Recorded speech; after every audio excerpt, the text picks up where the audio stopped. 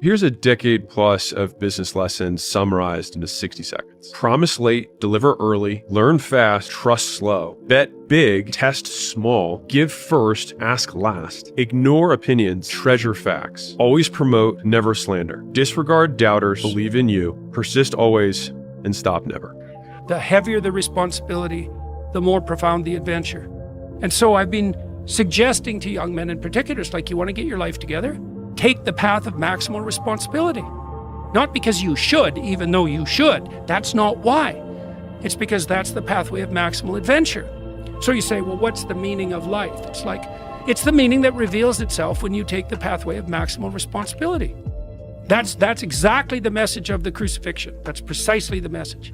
Pathway of maximal responsibility. And that's a terrifying thing. There's no difference between that and the dragon and treasure stories that are, unbelievably archaic. The greatest possible treasure is to be found where the danger is most intense. Right, the dragon guards the gold. Always. Right. Well, and so one thing to know is that if there's a dragon, there's a treasure somewhere.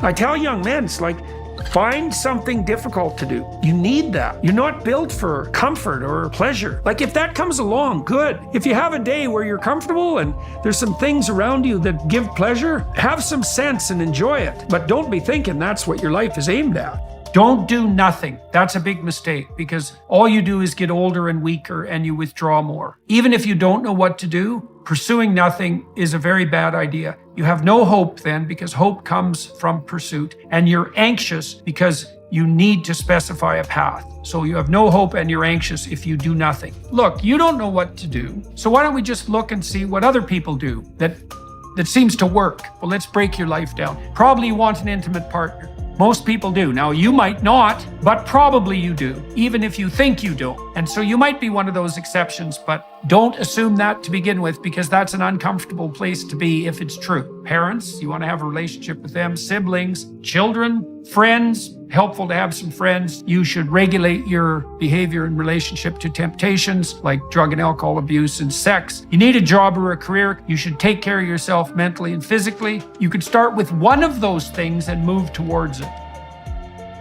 Don't join an easy crowd. You won't grow. Go where the expectations are high.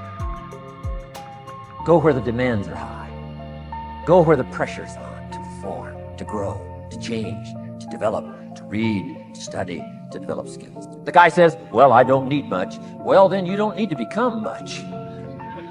The rich get richer and the poor get poorer. What do the rich think about? What do the rich dwell upon? What do the rich concentrate on? What do the rich attract to themselves? What is the law of correspondence with regard to the rich? It is the rich are always thinking of production, affluence, money, wealth, and so on. What do the poor think about all the time?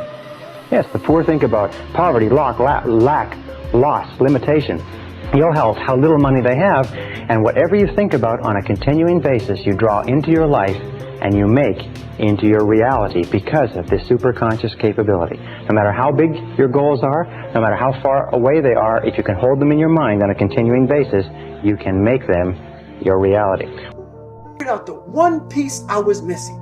I thought it was cars. I thought it was women. I thought it was money. I thought it was everything. The one piece I was missing was me having the courage to face myself. The second I shut out the whole world and realized that one thing, that I am in this world alone. I'm fighting this race by myself. I was out of this world by myself. It was a race against David Goggins. It wasn't a race against, God, I want to look good for this person or that person. It was me. Do you want to be on your deathbed knowing that you could, but you didn't? And so every day I kept saying that. And before I knew it, 2.5 months later, I lost the weight and I was going to Navy SEAL training. Ability, or I have the ability. I don't have the, I'm not good enough, smart enough. I'm not talented enough to do that. Some people are. Some people can start at 1. Some people don't have to start at all. If you lack talent, you can't sit back and say,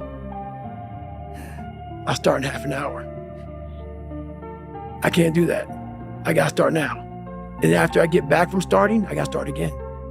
And when I get done with that run or that study session, if it wasn't good enough, I gotta go back again. Because repetition is what taught me everything. So you can honestly outwork anything, but it's that you obviously are a very talented man. Well, I have worked hard at certain things and built up some things that I've been good at most of my life. I played in my weaknesses. I wouldn't play to my strengths. I played in my weaknesses. Because when you're playing summer basketball, there's so many games. So there's not a lot of skill work being done. So when are you going to get better? Right? When you're playing in competition situations, you're only playing to your strengths. Why? Because you want to win. Right? So what I would do, I was work on the things during those games that I was weak at.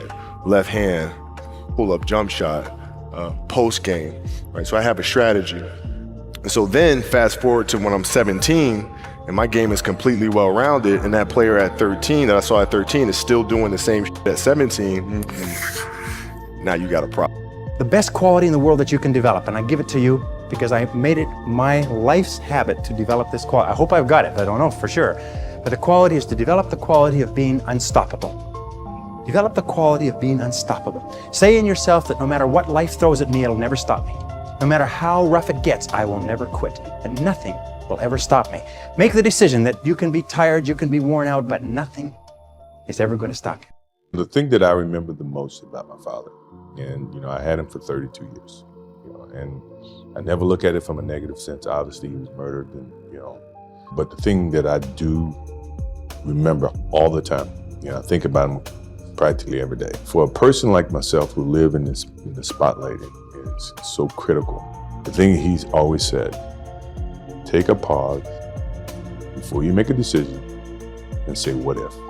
And the purpose for saying what if is that whatever decisions you make, always either going to have consequences. Take a negative and turn it into a positive. Don't be afraid to fail.